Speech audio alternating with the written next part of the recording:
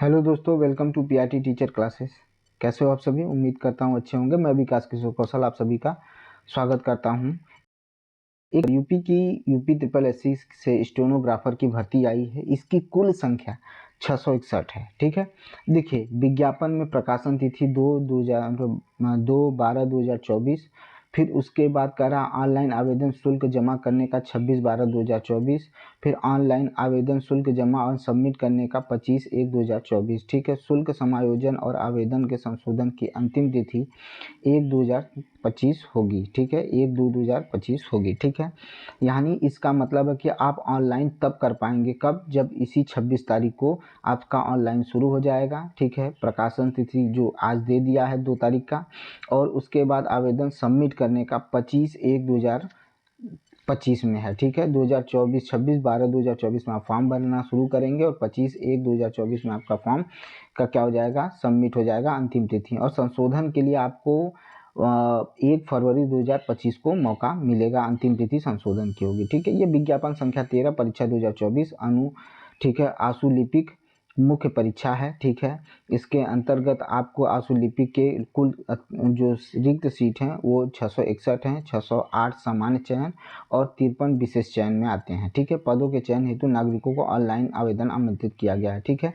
इसमें जो आपका पेट है वो कह रहा है कि 2000 मतलब कि जो आपका 2023 के हेतु अभ्यर्थी जो 60 लिस्ट किए गए हैं उनके प्रारंभिक परीक्षा अर्हता परीक्षा हुई है, जो पेट की परीक्षा हुई उसी के स्कोर के आधार पर की जाएगी। अतः इस परीक्षा में प्रतिभागी केवल वही अभ्यर्थी ऑनलाइन आवेदन कर सकते हैं। देखिए साफ शब्दों में सुन लीजिए भाई, इस जो पेट में सम्मिलित हुए थे उन्हें आयोग द्वारा स्कोर कार्ड जो संख्यात्मक स्कोर जारी किया गया है वो उनको चाहिए। ठीक है, प्रारंभिक अर्हता परीक्षा 2023 में वास्तविक, ठीक है, एब्सोल्यूट स्कोर देख लीजिए, सुन लीजिए, नॉर्मलाइज स्कोर 0 या उससे कम नकारात्मक अंक करने वाले अभ्यर्थी को मुख्य परीक्षा में तुम्हें शॉर्टलिस्ट नहीं किया जाएगा। यानी आप अगर निगेटिव मार्क्स पाए हैं, 0 पाए हैं, ठीक है, और नॉर्मलाइजेशन स्कोर से 0 या उससे कम पाए हैं तो आप इस परीक्षा को नहीं दे सकते हैं। एकदम अपने जहन में इस बात को बैठा लीजिएगा। ठीक है, इसके अलावा अगर कोई भी बंदा जो 0 पाया है, वो जो निगेटिव मार्क्स पाए हैं, उनको इसमें बैठने की इजाज़त नहीं है, ध्यान दीजिएगा। ठीक है, और ये सिस्टम क्या है, ऑनलाइन आवेदन करने वाले अभ्यर्थियों को आवश्यक सूचना। इसके विज्ञापन के अंतर्गत आवेदन करने हेतु ऑनलाइन आवेदन प्रणाली, ऑनलाइन आवेदन सिस्टम शुरू होगा और वो क्या होगा, UP SSC.gov.in ऑनलाइन आवेदन करने की बात की गई है। आवेदन की प्रक्रिया होम पेज को देख लीजिएगा, फॉर्म जिस तरह से भरना होगा भरिएगा। EWS के लिए भी है। ठीक है, सारी चीज़ें इसमें हैं। ठीक है, दिया हुआ है। और व्यक्तिगत जो भी विवरण है, जो भी आपके पास रिजल्ट है, जो भी आपने है, सारी चीज़ें आपको सबमिट करना होगा। फ़ोटो, अपना हस्ताक्षर, सब कुछ सबमिट करना होगा। ठीक है, फीस जो होगी हर कैंडिडेट के लिए, देखिए इसमें दिया भी है कि हर कैंडिडेट के लिए जो फीस होगी, चाहे वो किसी भी श्रेणी से जुड़ा हुआ है, उसको हर को ऑनलाइन शुल्क प्रक्रिया जो है 25 रुपये देना पड़ेगा सबको। हर एक जो, चाहे वो जनरल में आए, चाहे वो BC में आए, चाहे SC ST में आए, सभी के लिए जो फीस है वो 25 रुपये है। बहुत ज़्यादा फीस नहीं है, याद रखिएगा। अब फिर कह रहा मुख्य परीक्षा हेतु शुल्क का भुगतान केवल मुख्य परीक्षा हेतु शॉर्टलिस्ट किए गए अभ्यर्थियों द्वारा ही अलग किया जाना होगा। ठीक है, ये ध्यान दीजिएगा। फिर फॉर्म का प्रिंट आउट ले लीजिएगा फॉर्म भरने के बाद। ठीक है, सारी चीज़ें देखिए, करा नाम में वर्तनी की गलती, पिता पुत्र में वर्तनी की गलती, समाचार पत्र, देखिए ये सब अनुमति नहीं दी जाएगी। ठीक है, तो बहुत सोच समझ के फॉर्म को भरिएगा। फॉर्म में कहीं भी गलती नहीं होनी चाहिए, अगर हुई तो यहाँ पर संशोधन करने का मौका आपको नहीं दिया जाएगा। ठीक है, और कह रहा कि आवेदन पत्र में अनुमन्य संशोधन विज्ञापन हेतु क्या है, 1 फरवरी 2025 के लिए है। ये पदों का विवरण आपको मैंने बता ही दिया। अब देखिए ये सारी चीज़ें उसमें दी हुई हैं कि वेतन कितने लेवल का मिलेगा। ठीक है, देख लीजिए 29,200। ठीक है, ये 92,300 तक अधिकतम पहुंचेगा। ठीक है, और हर विभाग में आपको किसी भी विभाग में भेजा जा सकता है, अस्थायी और अस्थायी रूप से। ठीक है, ये देख लीजिएगा, ये विभाग के नाम है जिसमें आपको पदों की संख्या निकली हुई है जो आपको इसमें भरना है। ठीक है, कुल विज्ञप्ति देखने को मिलेगी। ठीक है, इसको जरूर ध्यान दीजिएगा। आइए आगे बढ़ते हैं, देखते हैं। ये हो गया। ठीक है, आरक्षण संबंधी जो भी उम्र में जो छूट मिलने वाली है वो मिलेगी। 10% EWS को मिलने वाला है आरक्षण। ठीक है, और क्या है, रुक जाइए देख लेते हैं। ठीक है, आपको क्या कह रहा है कि अनिवार्य अर्हता जो होनी चाहिए सरकारी, देखिए ये सारी चीज़ें इसमें दी हैं कि माध्यमिक शिक्षा परिषद से उत्तर प्रदेश इंटरमीडिएट की परीक्षा सरकार द्वारा समकक्ष पास होना चाहिए। हिंदी आशु लेखन और हिंदी टनकड़ यानी 8 शब्द प्रति मिनट और 25 शब्द प्रति मिनट न्यूनतम गति होनी चाहिए। मतलब आपको कंप्यूटर की जानकारी होनी चाहिए, आपको टाइपिंग की जानकारी जरूर होनी चाहिए, ठीक है, याद रखिएगा। उसके बाद क्या है भाई कि राष्ट्रीय कैडेट कोर बी प्रमाण पत्र प्राप्त किया हो। आयु देखिए 18 से 40 वर्ष के बच्चे इस फॉर्म को भर सकते हैं और जो उत्तर प्रदेश के पुलिस आवास निगम लिमिटेड नियमित कर्मियों के अनुसार अधिकतम आयु सीमा 5 वर्ष की छूट दी जाएगी।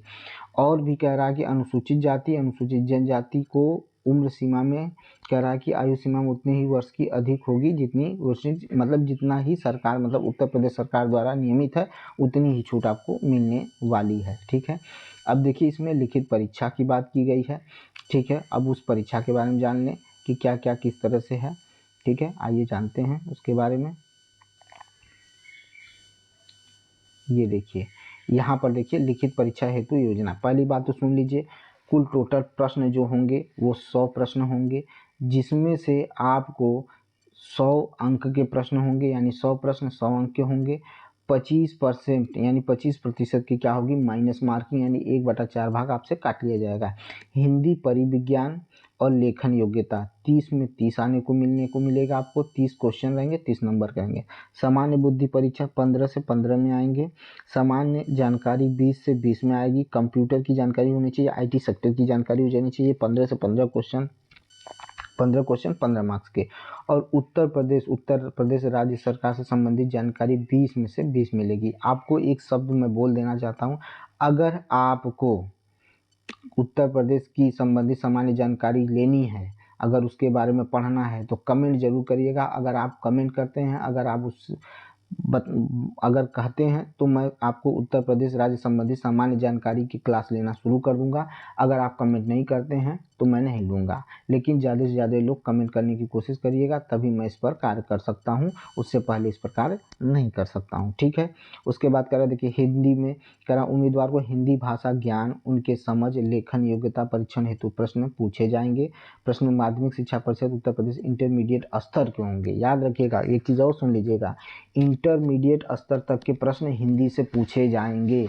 तो आपको अच्छी खासी जानकारी हिंदी साहित्य की, उसके व्याकरण की, हिंदी लेखन की सारी जानकारी आपके पास होनी चाहिए। सामान्य बुद्धि परीक्षण में सुन लीजिए, कह रहे नई परिस्थिति को समझने हेतु तत्व विश्लेषण और पहचान करने हेतु योग्यता मापना, ठीक है। ऐसे प्रश्न अनुदेशित होंगे, समझने संबंधी समानता, मतलब सामान्य बुद्धि परीक्षण में जो निष्कर्ष निकालने वाले लाभ हानि वाले क्वेश्चन और जो भी है आपको रीजनिंग और एप्टीट्यूड आपको देखने को मिलेगा। आइए इसमें देखा जाए, कह रहा है कि सामान्य जानकारी उम्मीदवारों को चारों ओर का यानी EVS मस्ट है बेटा। जो मैं पढ़ा रहा हूँ, जो साइंस आपको पढ़ा रहा हूँ, आप उसको पढ़िए, आपको उसमें से ही यहाँ पर क्वेश्चन आएंगे और जब एग्जाम हो जाएगा तो मैं उन क्वेश्चनों को दिखा भी दूंगा आपको, ठीक है। आंकड़े इस परीक्षण हेतु किए जाएंगे और सामायिक घटनाओं, प्रतिदिन दृष्टिगोचर और अनुभव के ऐतिहासिक और भौगोलिक तथ्यों को भी सम्मिलित किया, यानी इतिहास भूगोल भी आ रहा है बेटा। जियोग्राफी और हिस्ट्री रहेंगे आपके विशेष पर, भारत से जो संबंधित हैं, ठीक है। जो भारत में जो भी घटनाएं घटी गई हैं उनको लिया जाएगा। वैज्ञानिक पहलुओं का ज्ञान आंका जा सकता है जिसकी किसी भी शिक्षित आशा से की जा सकती है, यानी आपको साइंस देखने को मिलेगा। उसके बाद कंप्यूटर को पढ़ना, हार्डवेयर सॉफ्टवेयर इनपुट, ये सारी चीज़ें कंप्यूटर ज्ञान होना चाहिए आपको, ठीक है। ये सारी चीज़ें इसमें दी हुई हैं। फिर उत्तर प्रदेश से जैसे देखिए क्या दिया हुआ है इसमें, उत्तर प्रदेश का इतिहास होना चाहिए, संस्कृति होना चाहिए, कला होनी चाहिए, वास्तुकला होनी चाहिए, त्यौहार होना चाहिए, लोक नृत्य होना चाहिए, साहित्य होना चाहिए, क्षेत्रीय भाषाएं होनी चाहिए, विरासत सामाजिक, ये सारी जानकारी आपके पास रहनी चाहिए, तभी आपको क्या मिलेगा बेटा, आपको इसमें आप पास हो सकते हैं, नहीं तो नहीं हो सकते हैं। इसी वजह से कह रहा हूँ कि अगर उत्तर प्रदेश के बारे में जानकारी लेनी होगी तो कमेंट जरूर करिएगा, मैं क्लास लेना शुरू कर दूंगा। उसके बाद आपके पास टाइपिंग की नॉलेज होनी चाहिए। ये पूरी जानकारी आपके सामने रही। अब आपको इस वीडियो को आप किस तरह से देख रहे हैं, अगर आपको अच्छा लगता है तो लाइक करिए, शेयर करिए, सब्सक्राइब करिए मेरे चैनल को, कमेंट जरूर करिएगा अगर आपको उत्तर प्रदेश की जानकारी चाहिए तो, ठीक है। मिलते हैं नेक्स्ट वीडियो में, बहुत बहुत धन्यवाद।